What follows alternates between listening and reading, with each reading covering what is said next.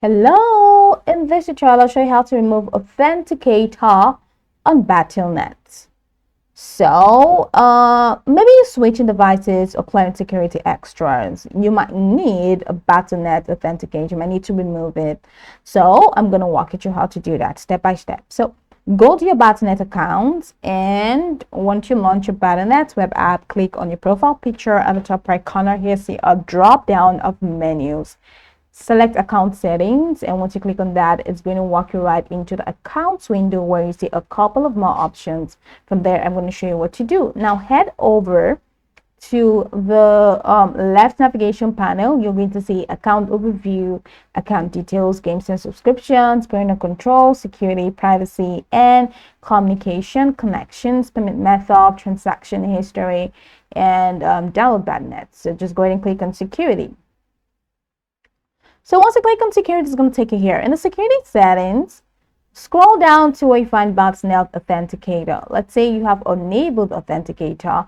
What you're going to do is to click Update right next to the Authenticator, then choose Detach Authenticator. Click Update next to the Authenticator that you've added, then choose Detach Authenticator. Confirm, of course, with a security check. This may involve entering a code from your current authenticator or an SMS text. Once you do that, a confirmation will show that the authenticator has been removed. So you're now more flexible or free to switch devices. Okay, so let's say you've lost authenticator or you've lost access. There are two main paths. Number one, to use text or SMS recovery. So if you have the phone notification or SMS setups, choose the remove authenticator path or login. Select SMS, get a code via text, enter it, and remove the authenticator. Go to I don't want to log in. Then use your phone number so it will text you a security code. Likewise, you can visit the Battle.net support site and choose Remove Authenticator. You will need to fill an account recovery form and verify identity, including photo ID, account info, last payment or game card details, serial number, etc. Expect a response typically within a few days, with some report quick fixes, others 1 to 2 weeks. So customer service are the only ones which can help you. All right, so that's just pretty much how it works.